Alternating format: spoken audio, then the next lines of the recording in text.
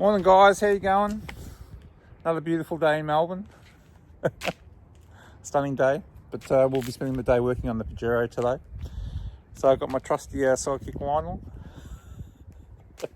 So what we're doing today, we had a little bit of fun out at Cobor a few weeks back. If you go check out the other video, you'll see the damage report. So what we're going to be doing today is we're going to be focusing on the intercooler. So we banged that up quite a bit, and I believe there's a bit of a boost leak. So we're going to be ripping out the intercooler. We're going to be putting in some new bash plates as well. So depending on how long the video is, we'll see whether we'll cover both of them in this video. But so we'll be focusing on the intercooler with this one. And then I've got the CV you've got to remove because the boot's damaged, and we've got an exhaust. So there'll be several videos. So go check out the channel for the rest of them. All right, so let's get started. All right guys, so to get the intercooler out, so what we're going to do first is we're going to remove this air intake, we're going to remove the air box, we're going to remove the fan shroud to get to the two pipes, the in and the out pipe on the intercooler. And then there's two bolts underneath which we're going to remove. So we'll take you through that process now. All right, let's go. All right, so to take this air inlet off, you got two bolts here. So you remove those. There's one bolt that comes out the back of the intercooler there. We're going to remove this hose off here. We're going to open up the box here, and then there's a series of screws underneath. All right, so you got a clip in the front, two clips in the back, and then the air box comes off. Cool. Jeez, you just a bit due for a new filter? Yeah. And that was new before border track. So we've got three bolts in the bottom of the air cleaner box. Once we take those out, then that's connected to this.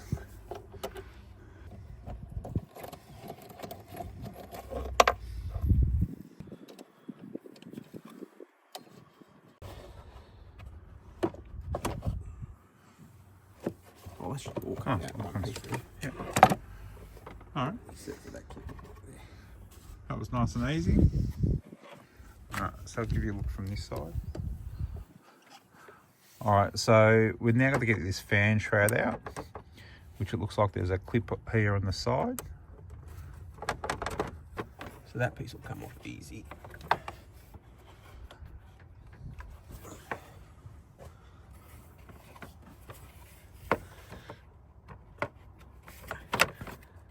Okay, so that's nice and easy. Just two clips either side and the positioning pin. All right, now we need to get this fan shroud out. A couple of 10mm bolts on the top.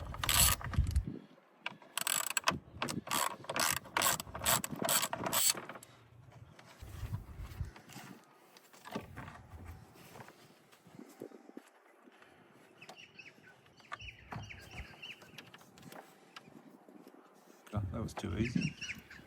So you know how this one unclipped? Yeah. There's a bottom section you can unclip. Ah, okay, cool. Which means it should come straight up once you do that. All right, so as you can see, those clips there at the top. So there's another two at the bottom. All right, so we're just going to take off this top hose just to be able to get the shroud out.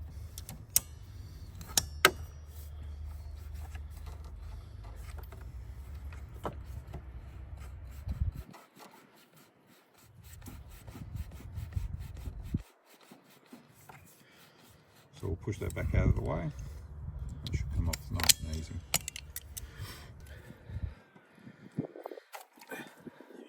Okay, beautiful. The edge of your radiator is perishing. So there's a lip here that stops the hose coming off. Yep. It's missing all the way around to here. Yeah, because it's plastic, isn't it? Yeah. It's an age thing. Yeah. All those radiators do this. Yeah. I got the hose. Just a big one. All right, so we'll just cable tie this up just to position it out of the way. Don't want to mess everywhere. Off the battery maybe. And the second one, pull it back to here.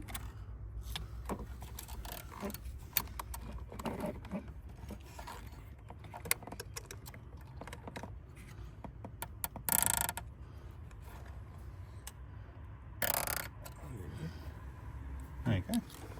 so it's out of the way. And then that can stay. Yeah.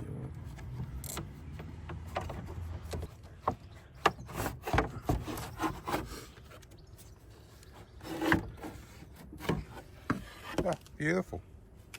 There you go. A little bit of persuasion, a little bit of wiggling. So you just need to be careful getting it past this pipe. There you go. There's the bottom of the fan shroud. So there's a little bit of radiator.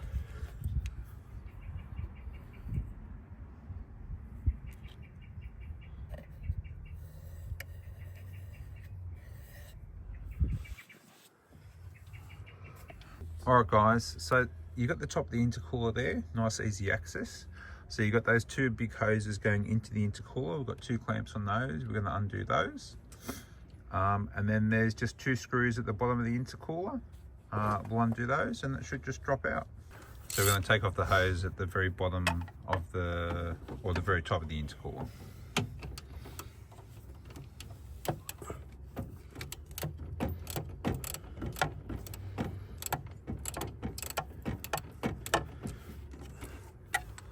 Alright guys, so this is what we're going to be installing today. So we've got this new Kaon intercooler and sump guards. So obviously the factory sump guard, the factory intercooler card doesn't cut it. Quite like the design of these. Probably the only negative with this is the weight. So we're basically talking 17.8 kilo for both the bash plates. I've currently got a booze 3 more bash plate underneath for the sump. So it's taken a bit of a beating. It's been on there for about 15 years, so it's time for that to come off. And now we've got this integrated system with the Kaon. So we'll throw that on. I don't want to go through any more intercoolers. And we've got the intercooler. Alright guys, so this is the new intercooler from Unicorn Power Systems. And this is the new and improved model. It's been tested to 3 bar. Alright guys, I've gone to Unicorn Power Systems because they were recommended by one of the guys at the Pajero Club. So I went and checked out their page and they seem to specialise in obviously a wide range of this stuff across a variety of different vehicles. So in particular, the unit I bought is made for the 2006 to 2015 model Pajeros. So for the NT, the NW and the NX 3.2 litre models. So a little bit about the intercooler. It's fully aluminium core and end tank. So it's sort of the bar plate type construction with the fins in between the bars, and then it also has staggered internal fins in the core. Apparently the bar plate's a little bit thicker than the sort of the standard factory OEM type cores. When I was speaking to James at Unicorn, he mentioned that basically what made this different compared to say the stock one was based on their sort of thermodynamic software calculations, that the core was about 25% more efficient with heat transfer than the stock OEM models. Alright guys, so that's a quick summary. Let's get back to the installation.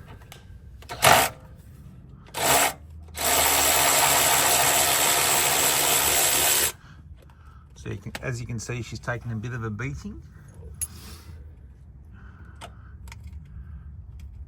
That's the first one off.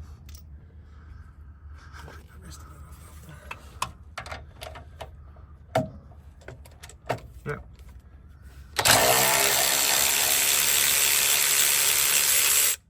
Yep, that's off.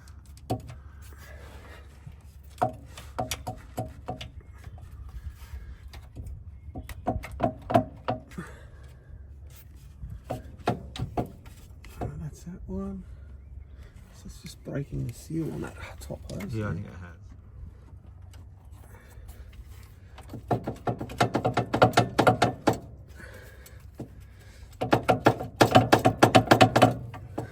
It's almost off. You can see it from here. Ah, got it. Got it. That's it. It's out. That just literally drops down. You've got a big split there. Oh god.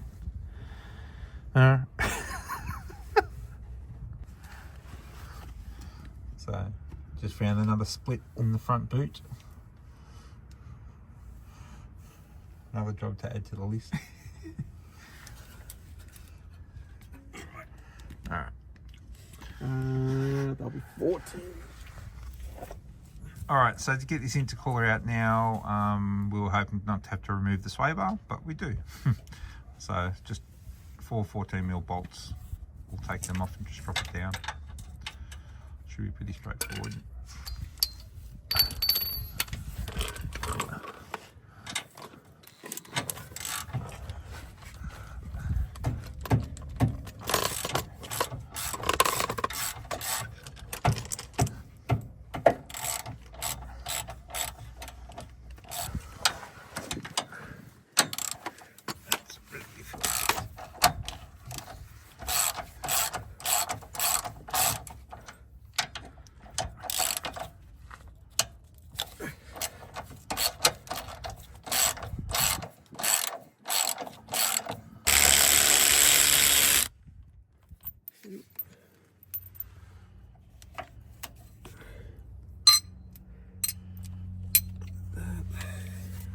These two.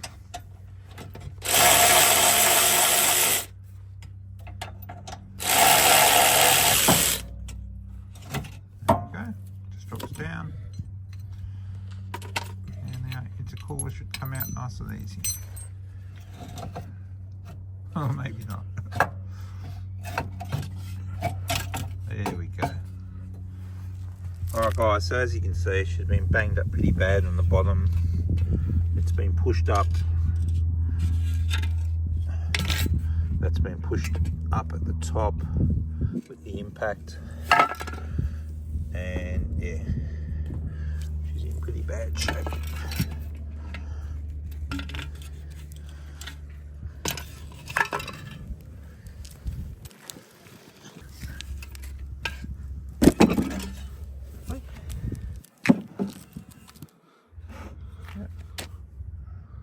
Looks good. So this one here, the old one was an aftermarket one, and this new one's obviously aftermarket. It's supposed to be better than the factory one. So, all right, too easy. Let's hope she goes in. Easy. All right, guys. So just a bit of a disclaimer: I'm no mechanic. I'm no expert. I'm always happy to have a go, and that's all I'm doing. Again, hopefully I'll learn a few things or two along the way, and hopefully you guys might help me as well. Again, if I'm doing anything incorrectly in the videos or saying anything incorrectly, let me know. Drop it in the comments. I'm keen to learn. And all the items that I've installed today in this video, the intercooler and the bash plates, I paid for it myself. There's no one supplying me, so if the product's crap, I'll say it's crap. If it's good, I'll say it's good. Or I'll wait until I try it out. Okay, so I'll always do follow-up videos just to let you know how I went. All right, let's get back to the video. Cheers, guys. All right, guys, so here's a bit of a look from underneath. So you've got the outlet hose on the right hand side. These are the locator pins for the top of the intercooler, and then you've got the other hose on the other side. So you just got to line up those locator pins, push it back up,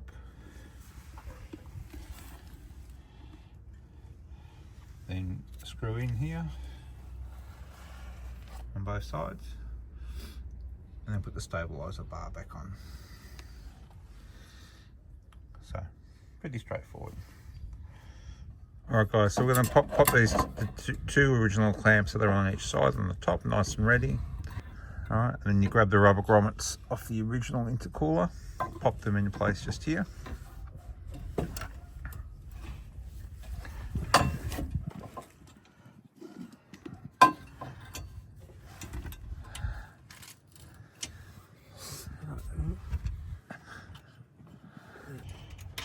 Alright guys, so once you get this up in position, make sure you line up the locator pins. That's there. Okay. I think they're slightly out. That ever so slight. That's it. Go. That's it there. Yep. You want one in? Just trying to. Yeah, go. And then just push. Mine sort of in.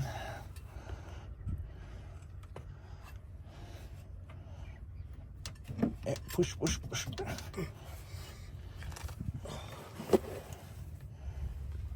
That's it. Cool.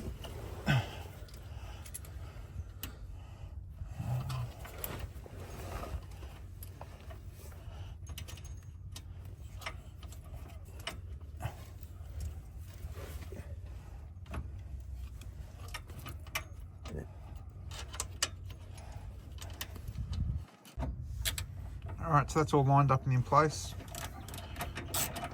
We'll tighten these up, get it secured first, and then we'll pop the other hoses and clamps on.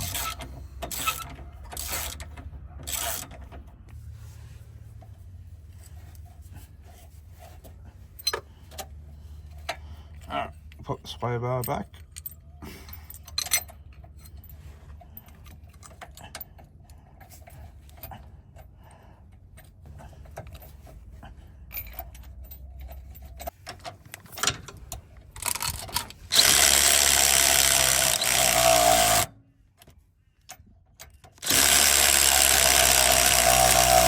Guys, you can see the hose have been slid over the intercooler nice and perfectly.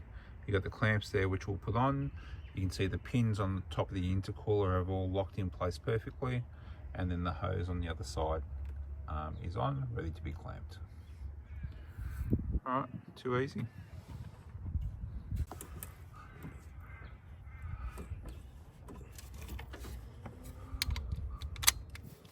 All right, so these clamps have just got a 10mm. You can use a screwdriver or socket. Socket's obviously going to be easier. There's just not much room. Yeah, to me it appeared that this hose potentially wasn't put on properly, because there was a lot of oil coming out over the top of the intercooler there, and it wasn't, I don't know if it was from the leak or where the intercooler had sprung a leak. Yeah, but it appeared to me that the hose was done properly. I won't blame Mitsubishi, but you know. They had one job. Alright, that one's done. Right. And this side, this one might be a bit easier.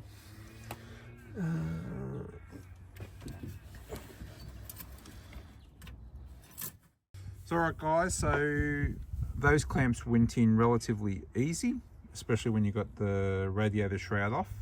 And that basically completes the install of the intercooler. So just another few things that we picked up obviously while we're here is, I think this radiator, so this fitting here is basically perishing. Again, the radiator itself looks fine, but based on several videos I've seen from other people in the past, that is the weak point in these bloody radiators. So in order to make sure that this doesn't perish on us in the middle of nowhere, we're going to replace it. So that'll be another video. So I'll show you how to take that out. Other things that we picked up, this air cleaner, this filter on the air cleaner is literally only 4 weeks old. This is what happens when you go out into the desert. So we're going to clean it out and blow it out, but it might be due for a replacement. Another few things that we picked up, obviously going underneath the car, is the main mounts. Were they the main mounts for the bull bar? Yeah. So the main mounts for the ARB bull bar to the chassis, all the bolts were loose. So again, obviously that's 15 years of four-wheel driving, and I dare say a lot of the corrugations that we've been over in the last year or so, taking its toll. So we've basically tightened those up. Again, great timing, and I think perfect considering the big trips that we've got planned coming up. We've done that as well. And also, whilst we've been under the chassis, we've also picked up basically a couple of bolts have been stripped.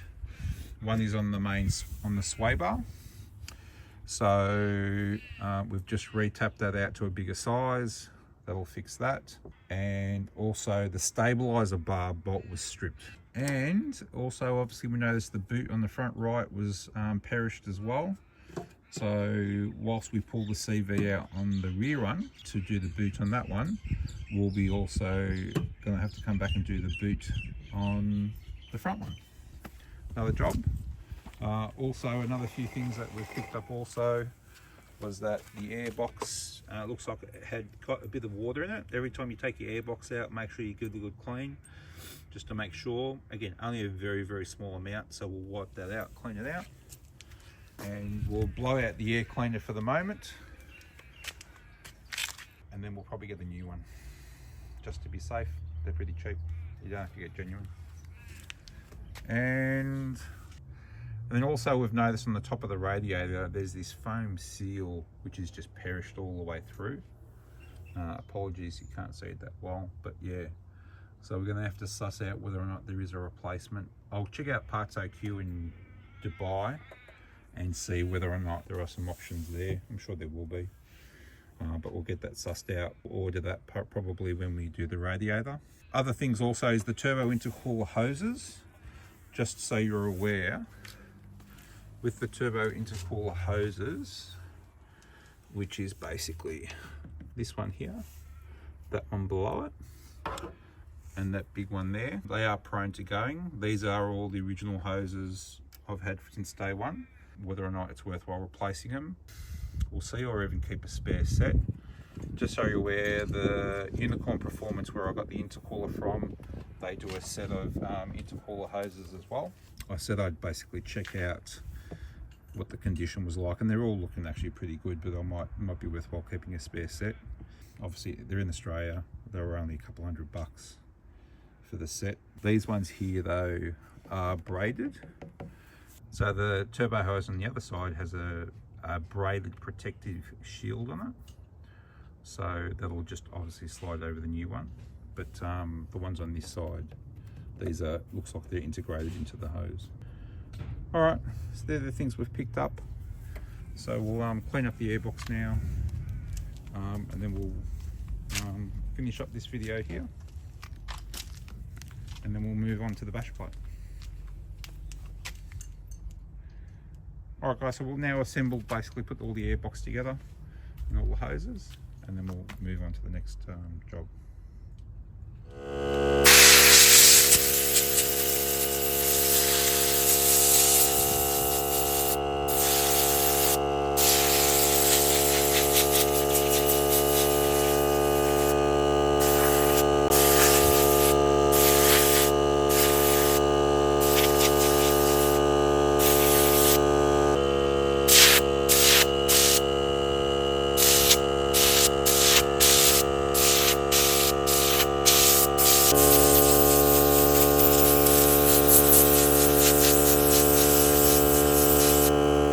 Sorry, what type of fan is this line? It's called a viscous clutch fan. Okay, what does that mean?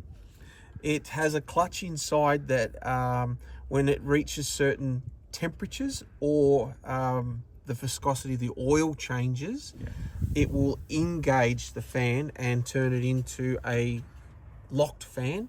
Until then, it will stay free spinning. Okay, cool. Interesting. Something new. So that's something to be mindful of, guys, with the fan, and especially when you're approaching water. So the way this fan is designed, that as soon as you hit the water, there's a sensor within the clutch fan which will actually stop the fan spinning if it gets cool enough. Okay. All right, other things. So we're doing a bit of maintenance items. These are the bottom grommets at the bottom of the airbox. Make sure these are intact and in good condition. Also, when you're cleaning out this area, block this off. We don't want any dust going into the engine. They're just a couple of little obvious things. Check your hoses, make sure nothing's perished, cracks and so forth. Another few things that we've noticed, we've checked all the fan shroud and all the clips, and now they're all perfect. We've just given it a bit of a clean up. The airbox itself all looks pretty good.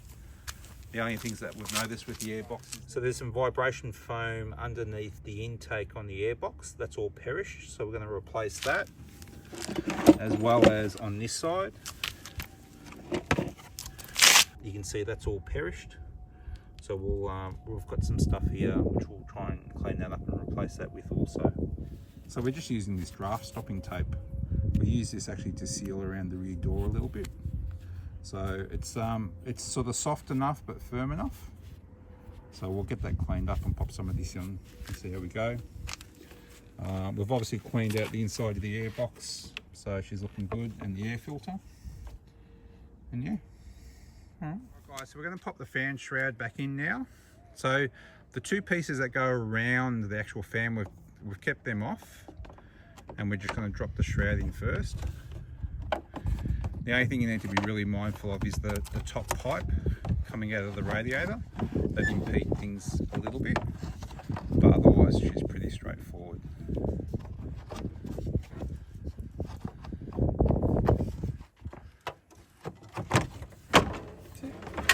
So there's a couple of locator pins at the bottom of the shroud. Make sure that they're locked in. And then basically there's obviously a couple of bolts at the top. All right, so now we're going to put in the bottom piece of the fan shroud. So both bottom and top pieces look to be identical. The way they come out is the way they go back in. There's just a couple of little clips. Obviously hard to show, but yep. All right, so we'll pop the top piece in. This one you'll be able to see it a bit easier. So there's a locator pin at the very top in the middle, just like there is in the bottom. It just pops to the one side in first. Yep.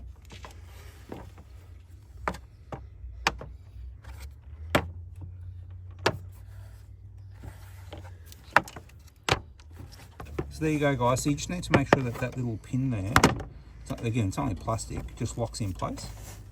Must have been just that one side. This side's in. And then obviously just make sure it's all flush.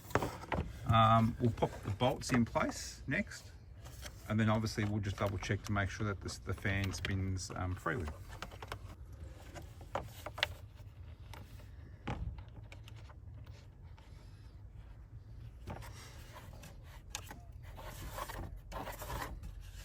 Yep, perfect. And there is a little bit of play in the radiator. All right, guys, another thing to be mindful of, this radiator has a little bit of play in it. This rubber obviously has worn over a bit of a period of time. And again, you want play a little bit, but maybe it's a little bit too much. But ultimately, you want to try and replace this little grommet or seal, whatever it is. If you can. If not, might require a whole new bracket. So, anyway. Alright guys, so just some more preventative maintenance stuff. So as I showed you before, this used to have a pad of foam here for vibration. Now you can see there's actually a mark here where it's almost worn through. Just so you're aware what that is, this is actually the top of the shroud. So it's been vibrating along that line here, and it's almost worn right through the air intake. So what we're going to do is we'll put a nice big piece along here, because that's obviously bouncing on here as well, and then we'll put an additional piece on that line just to protect it a bit. Cool, drop it down.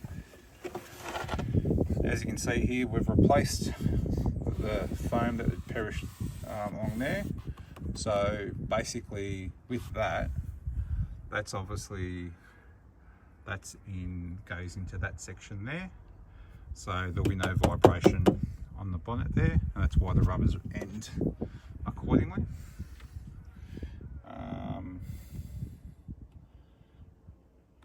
And yeah, cool. All these little bits add up as far as saving dollars in the future. Alright guys, so as you can see, we've replaced that entire section. So again, just 3 pieces. We'll see how it holds up the vibration. I'm using this under my GME antenna mount, which seems to be working really well with corrugations. If you want to know how to do a GME antenna. And alright, so this is where I've mounted my GME antenna. Again, there's a full video on the wiring of the CB, and then also another video on the Z mount. Perfect location, absolutely love it. Never used to like it being on the front bull bar.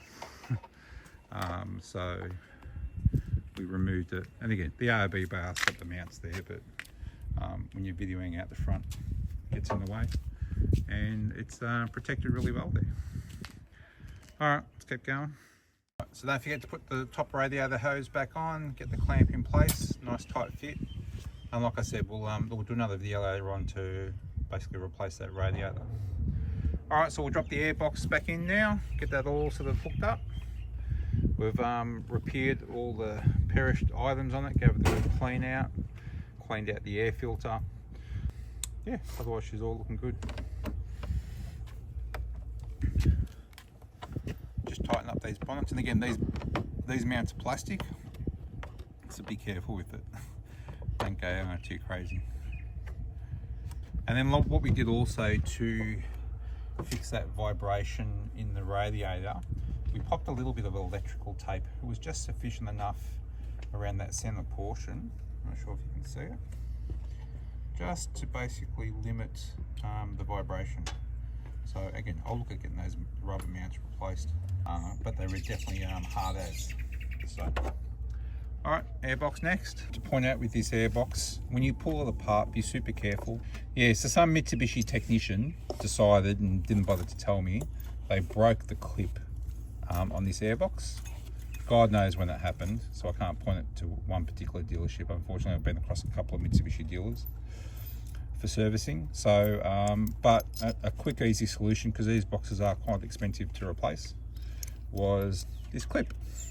So we're obviously with this airbox, anything below the top seal of the air filter is not reliant on vacuum, whereas anything above the air filter is. So it's very important that this airbox gets sealed and goes on properly, or else it will affect things. So yeah, but this is a quick, easy solution. These were used for actually clamping laminate benches together. So yeah, so that's what it is.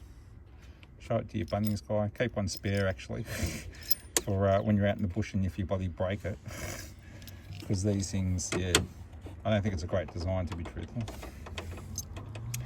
Other things to be mindful of, obviously here there's a little drain hole. Make sure that's not blocked.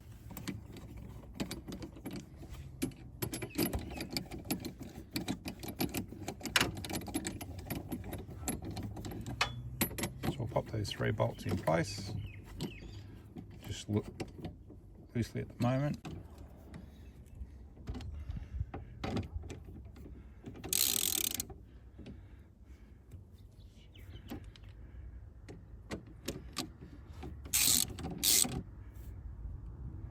Beautiful.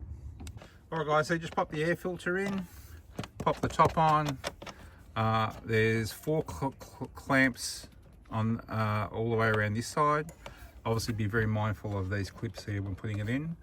And then I've got that little extra, you know, modified clip for extra performance, which clips around the back here, which again works really well, seals it nicely. Other things while you're here, obviously we'll put this clamp back on. This is the MAF sensor.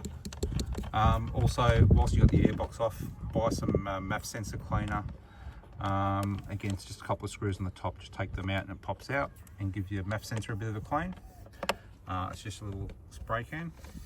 I just did that not long ago. And then that completes the airbox component. Alright guys, so that completes the intercooler install. So just a bit of a quick checklist before we head off. So airbox has all been put together, all the clamps all the way, the airbox are all been put back on.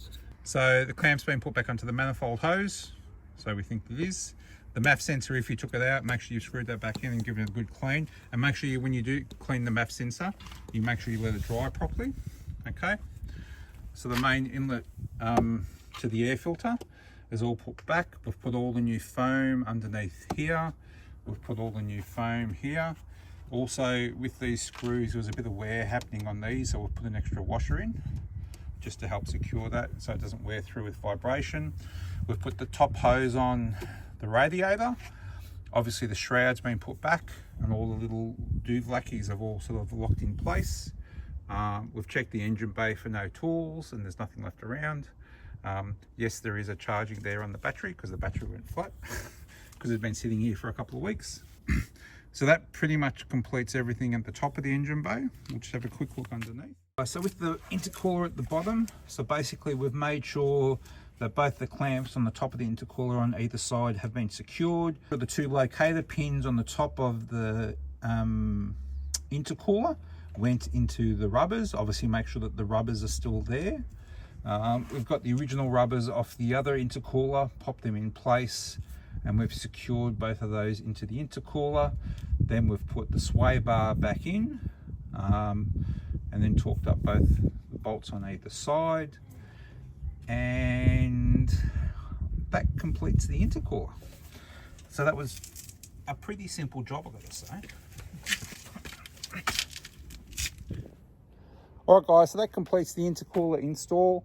I was surprised how easy it actually came together. Now we're going to move on to the bash plate. That's going to be a whole other video. If you like, give us a thumbs up, and subscribe to the channel and share it around. All right, see you in the next video. Thanks guys, cheers.